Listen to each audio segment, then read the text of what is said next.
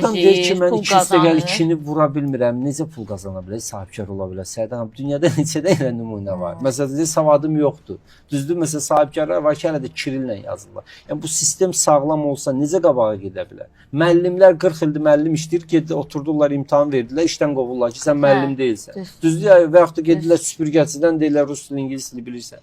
Və yaxud da Azərqazda da süpürgəçiləri imtahan edirlər. Yəni belə bir cəmiyyətdə necə olursan milyarder olursan və heç bir savadın, biliyin yox. Bu artıq öz savad və bilik bacarığı deyil. O vaxtı Sovet dönəmində spekulyant deyirdilər. Belə ora danışır, burayla düz qoş eləyir filan, o otaqdan bu otaqdan dəllal mı deyək, nə deyirsiniz deyin də. Bu yəni iş adamlığı deyil axı. Yəni necə olur ki, bizim baxın, tikinti şirkətlərinin böyük əksəriyyətinin rəhbərliyinə baxın.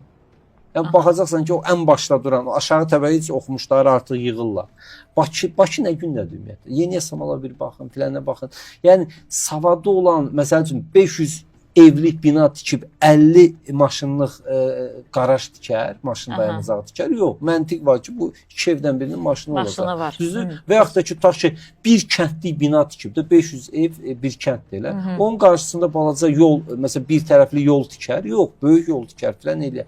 Yəni kim necə gəldi eləyiblər, varranıblar və biz indi 16-nı çəkib. Bu suların filanın basması nədir şəhəri? Məsələn, bir kanalizasiya borusudur, diametri 1 metrdir, məsəl üçün.